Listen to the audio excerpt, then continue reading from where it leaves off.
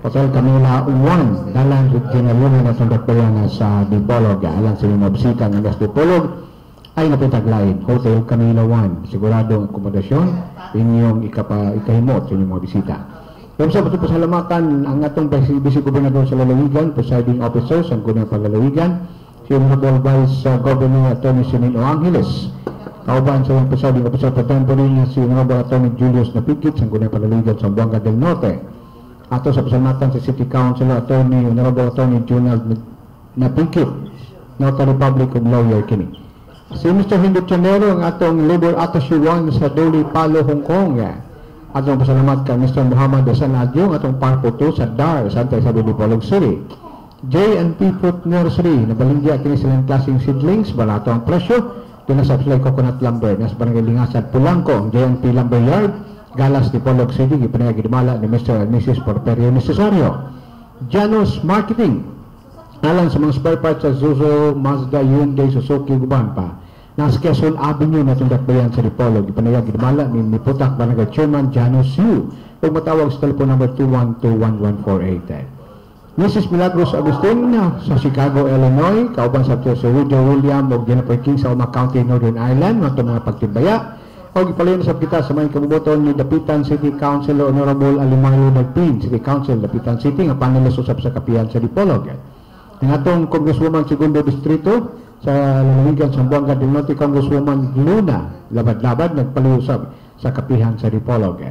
Ang NGCP, yung nagdali-dali, kaya gitawagan ni Edith ng napalong. So, nabalik na, pero kitawa pa naman. Ang nagpahidalo nga hapit na mga ato mapaymuslan ang 138 kV line 138 kV line transmission yung magdalat dugang kalambuan sa itong lalawigan ng duha kadagbayan sa Buanga del Norte. Kini sa kamigala o pagpalogi ka ni Ma'am Betlinaga no, sa NGCP nga bago lang ikastorya ni Edith. Niya, ato sang pasalamatan ng atong board member si Segundo Distrito nga panelis sa kapihan sa Dipolog si Honorable Board Member Ronilo Lee. Masab City Councilor Atty. Robin Ligorio, Honorable Atty. Robin Ligorio, City Council Dipolog City, kung panelis usab sa kapihan sa Dipolog. Ang atong bisita karong buntaga si Mayor Juan Hopbold Always, lungsod sa Pulangko, kauban siyang DC Mayor si Vice Mayor Pedro Baitit, nagpaliusap sa atong tulungan kapihan sa Dipolog matag Domingo nga tanan ng hinaot so sa manuntaron og malambuon ng lungsod sa Pulangko. Masab ang Petra Cement dito na sa Irasan, Rojas, sa Buanga del Norte sa Lower Irasan, pinagi ni Engineer Gilbert Cruz, Petra Cement Incorporated. Ang Pilja Credit and Lending Services, alang na sa mga accessories, office o school supplies, yun na pa libreng delivery, sa kay 500 minimum within Dipolog City. Nasab sila real estate and chattel mortgage, sa ubos lamang ang interest rate. Pilja, nag-offer sa kini og low monthly rental na kini just dira Luna, Corner Calibo Street, Barangay Central, Dipolog City. Quelja Credit Lending Services, kipanaya ginamala ni Maloni Litran sa Barangay Bara, Dipolog City. And me, Sonny Dumas. Ato sang pasalamatan ng atong legal counsel sa kapihan sa Dipolog nga si Atty. Crescencio Chris Nunoy Palpagan Jr. Nga mga atong legal counsel sa kapihan sa Dipolog. O pagtimbaya nato na ni Sir Chanson, ambot o alikawli dagway Sir Vicente Chanson nato pistas tapitan. Pagtimbaya sir, padayon napalong ni Sir pero ikaw naglantaw gapon kan mo sa live streaming diya sa imong lugar sa New Jersey, USA. Dugang paginatong pasalamatan ang mga sibianan sa RMN Dipolog, Radyo Mo Nationwide, DXDR 981 of 94.1 IFM na mga gala sa Pingog sa kapihan na Domingo nga tanan. Masabi itong pasalamatan dugang ang AN Seafoods House alang sa lamian ng mga seafoods kung nakas Dipolog daday yung bisita sa AN o na ilang An Seafoods House diyan barangay Bara na itong dakbayan sa Dipolog o naasay dire sa College Park, Dipolog City. Masabi palang sa kita sa maayo nga kabubuton sa ato nga kandidato sa College of Law sa Rizal Memorial State University na karon na si Assistant Secretary nga si kanhi Congressman Attorney Roselier Matoy Barinaga na panelis sa kapihan sa Dipolog bago kay picture di post may tattoo. Oh. He wears a tattoo. Nindot kita na mo, gilike na mo kung asik among gilike.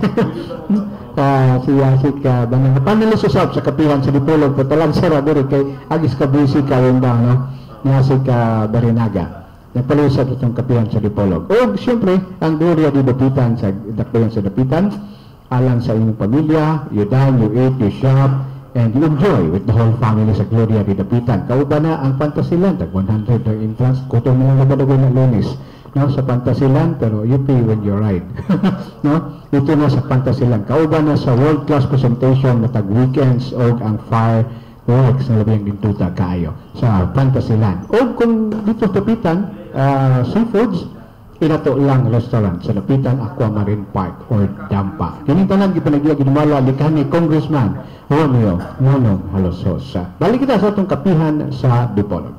Thank you so much Edgar. Live streaming kita www.imandipolog.weebly.com uploaded kita sa YouTube click lang sa YouTube kapihan sa Dipolog na tanan nato mga bisita sa matag Domingo nga tanan atong nakaung nga pangutanan ato ka Mayor Olvis o Vice Mayor Baitit kabahin na sa federal form of government gikan sa presidential form of government so uyon ba kamo nga magfederalismo kita o dili pod mo uyon nga no pod okay. So, Mayor Olvis and then Vice Mayor Baitit, please. Sa lungsod sa Palangco, we discussed already the federal form of government during the barangay assembly, no? Pagpasabot sa mga tao, no? Usa, para nako, uyon ko, and favor for the federal form of government. Tungod kay akong tanaw anak nga pamaagi mas ma-uplift na to ang ato ang pagpadagan sa ato ang panggobyerno dili na to kay mas dako ang budget na nato compare sa ato ang i-remit dito sa ilaa number 1 na siya so dili na ta mag-agad nga maghulat pa ta pila ka tuig dito ay mabalik ang ato ang i-remit na taxes no kung dili mismo diri na sa ato naka implementar na ta. Kato ganang nakita nga mas improve kaayo ang part sa Luzon compare diri sa ato sa Mindanao. So pinaagi sa programa nga gustong ipabot ni President Duterte masensyo na tingali ang ato ang lugar dinhi sa Mindanao. And we believe sa iyang experience kaya nahimong mabot siyang usa ka mayor sa Davao iyang gusto na ma-improve yun ang dinhi sa Mindanao not only the Luzon and Visayas so prepare ako sa maong federal form of government. Okay, thank you so much Vice Mayor Alfredo Baitit, please. Kay nakita na to na dako naman dayon ang bahin sa mga politician kamay na lang mapato sa taas no sa tuang lungsod so mas dako na usab kayo ang atong mahimo nga mga opisyalis sa lungsod saon pagpalambo ang usa ka lugar siguro anang mga panahona wala na gyud siguro walay matawag siguro nga mga pupuya na kay matabangan naman ug ang labi na gyud ang Palangco kay murag naman ni siya murag rich matas mga resource ng mga chromite may parte diha na mabulawan usab so dako kay ta mga puruhan yun mo nang ako pabor yun ko anang federalismo kanang federal form of government. Okay, yes. Follow-up question. Dala ba ilang kabalingong panahon no banay akong ipangutana follow-up question. Are we ready Filipinos to adopt the federal form of government? Handa ba ka sa inyong lantaw? Handa ba ang mga Pilipino nga mo-adaptar sa federal form of government? Even Chief Pagdilio can answer the question kung pwede. Ready? Are we ready? Are we ready? Sa federal form of government. Kay dali mo kay siya subtone sa mga nasa pero the whole of the Filipino people are we ready to adapt? Ang mga mga katauhan nakasabot pa kini sila sa federal form of government. Oo. So, Mayor, unsay kay murag nagtapok na makamo nagpasabot sa mga barangay. Unsa kumbinsido ang mga barangay nga inyong nagtuan? So far, ma'am, it's only the model barangay tapod. Dili gyud the whole, no, barangay sa Pulangco, the 30 barangay. So, ako ang tanaw, kulang pagyud og pagpasabot nga may. So, kinahanglan tingali pagyud og dugang mga information guide, no? Kay para mapasabot na to og pag-ayo unsa ang kaayuhan nga makuha na to kung moadaptar ta sa federal form of government. Kay lisod man gud nga wala kay natuhog nila ang purpose ug unsa gyud reason nga nganong implementar na nga maong programa. Usa na kuya. Okay, Vice Mayor. Andam ba ang mga katawhan diya sa Pulangco napasabot na ba ninyo? Kay basin og daghang mga gabagulbot pasabot. Sa ako sa among obserbasyon ma'am no sa although nga doon na mga initial nga barangay itong dagko-dagko nga ato pong gikuana no bahin sa federalism. Pero ginahanglan pagdugdugang nga pagpasabot kay labi na di man gina madali gid nato na nga makuha kay mga katawhan labi na gyud sa mga lagyo nga mga barangay. So kinahanglan pa sila og pagpasabot pag-ayo dayon nato po dayo nga makuan nga in the long run nga ma-realize nila nga mas maayos ni sistema ha. Although nga nagapadayon maghapon ta sa pagpasabot ana kay mo managoy usas tumong sa presidente nga we fully support sa kuan nga mapaingon ta nga sistema sa panggobyerno. Okay, pangutanagi ka ni si Robert Pinsay Yes. na hinapot at kung kuan hinapot. Kaganina na-mention mo, Vice Mayor, ang kabahin sa rich mineral resources sa ato ang lungsod sa Pulangco. Dayon, nagpasabot kini nga mag-involve ka na o possible mining activities. So kagabi sa dili pa ko mahatos ang pangutana na-replay ang pamana ng mina nga feature sa ABS-CBN. O grabe ka seryoso ang problema gyud sa mining industry nato. And ang tutap sa mga kadaot sa environment, mga kadaot sa panguma o sa pangisda, 2% ra di ay ang mubalik sa income ngadto sa gobyerno sa tanan nga mga kuan share no. So mo to naingon si President Duterte nga we can live without mining industry. Tungod kay 70 billion ra ang contribution niini unya ang destruction labaw pa sa 70 billion ang cost. So muna nga ang pangutanan nako Mayor o kan Vice Mayor, doon na ba mga existing mining activities sa Pulangco, whether legal or illegal, and then kung doon naman gani, unsa ka inyong baruganan nini? Kung wala man po, then naay mo apply, unsa po inyong baruganan kabahin nining mga mining activities. Nga sa ato nang nakita, naay responsible miners, na po daghang irresponsible miners. Thank Okay, you. Mayor. Okay, thank you. Anong question, sir? Murag nahaom gina. Sa among lungsod, kay pag-ulang medyo nagka-problema may.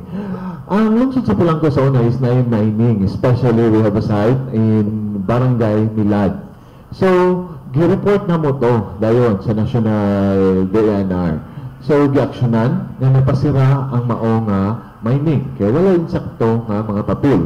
Then, ang mga katauhan, diligyod uyon sa maong pangbuhat dito sa maong barangay. Napinaya lang ni nga last month, basta bago lang ang nilabay nga gisyuhan naman ni ato o cease and desist order. Nga, naman nga po nagbalik na po o mining, ningon lang naghugas dito o mga chromite gikan sa tapad po ng mga barangay. Pero gikan nga po sa lungsod sa Pulangco. So, i-close naman ang maong mining site nga nung gisudlan naman. So, gi-question na mo ni Vice sa police, akong gipatawag ang concern nga barangay nga ultimatum na ko. Imo ang dako nga responsibilidad ang pagpahibalo na mo kung na mga ingon ana nga mga panghitabo sa imong barangay para maaksyonan dayon nato. Tayo nga mga tao na ang na-report na mo, kami aha na mo maaksyonan ang maong panghitabo. So, kung wala na mo ito nababagi, wala na po, napadayon gapon ang mga buhat karon. pasalamat lang we have a very concerned citizens, no? Nga na-report kaya para ma-aksyonan na to. And even the religious sectors is ligid sila uyon sa maong mga buhat. Kaya bisan sa ubang nga mga minerals like ang Pulangko is murag natawag man ning about the mga graba, P-size nga naana dito nagikan ang mga supply sa amo ang lungsod. Tanaw na ko no kung abusahan na po, dili na po siya maayo. Kaya naguba na po kayo ang dagan sa tuang kasubaan.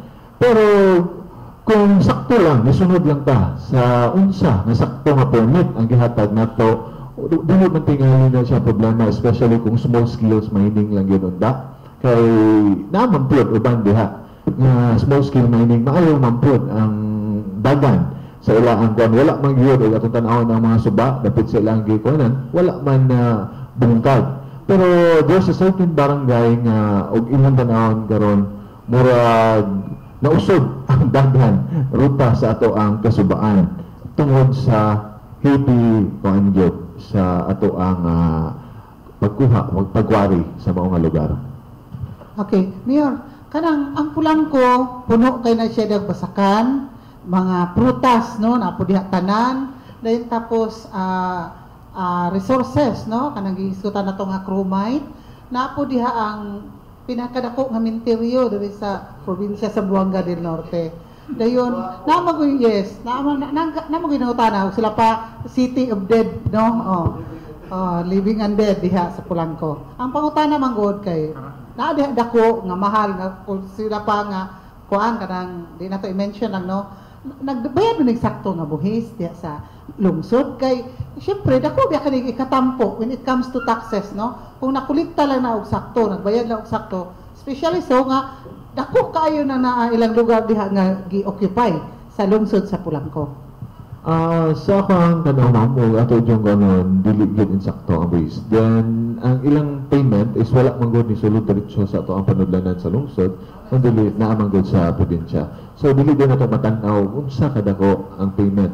Mas mayon pa to kung yun na diretso gud sa lungsod. Especially sa lungsod na gikuha ang mao nga mga minerals. So, dito gud ta mo padong ang direct nga payments nila para matrace mo na to sa sakto ba ang mga nagsunod ba sila sa mga permit nga gihatag sa ilaa. Muna yung usa ka kung ano mo ma'am nga concern.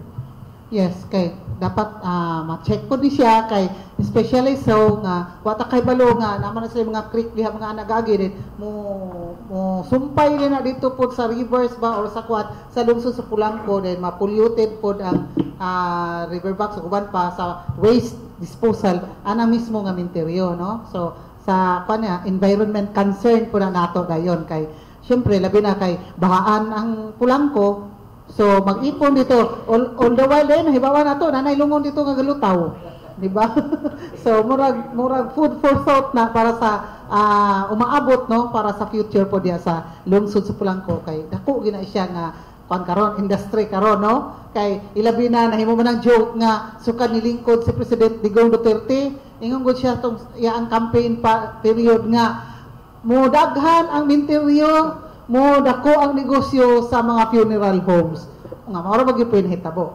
Mao na ato pala i-check kay industry ko na, di ba? Di ba? Oh, so mao na wala na tay panahon, no? So mga yan na lang tayo parting words and statements gikan sa atong bisita karubutan sa atong kapihan sa Dipolog. Although naputlan ta gamay sa ato ang kuryente pero live streaming maguta daghan man po nga monitor nato sa gawas sa nasod. So mao na nga mga parting words and statements gikan sa atong mga bisita karong buntaga. First and foremost, first off with PCI Alejandro Trabadillo, ang atong Chief of Police sa Philippine National Police sa Pulangko. Daghang salamat Ma'am Edith. Sa lungsod sa Pulangko, sa karon sa prisoner situation sa Pulangko is manageable. Then gihangyo nako ang mga member sa Badak nga karong August 10 at sa date nga magkita-kita kita sa gym with the PDEA, the LG para atong matabangan sa pag-maintenance sa atong drug cleared barangay sa lungsod sa Pulangko. Thank you so much. Vice Mayor Alfredo Baitit, please. Thank you very much, ma'am. So, kung pasalamat na ito kang Ma'am Edith kang Sir Robert o kang Sir Edgar o sa staff sa DXDR. Ihatagan po higayonan nga maimbita din may pagkasab din sa tuang tulumanon sa kapihan sa Dipolog.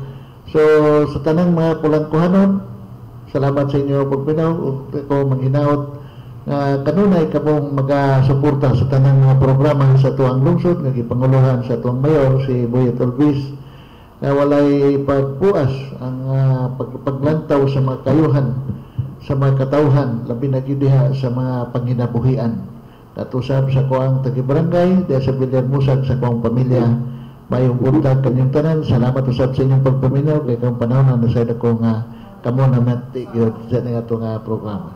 Thank you. Thank you so much. O gikan sa ato ang mayor sa Lungsod Polanco, Mayor Evan Hope Olvis.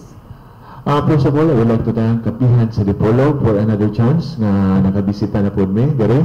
Thank you, Ma'am Edith, Sir Pence, Sir Charles, thank you. Sa akong kauban, ito ang Vice Mayor, o ako ang Chief of Police, so thank you so much. Para pag-alhubari karon po. Sa ito ang mga technical staff, thank you so much. Akong panghawagan, sa katauhan sa lungsod sa Polanco, nagahangyo ako sa kanunay at ipatigbabaw ang atong panagiusa isip mga Pulangkuhanon, no?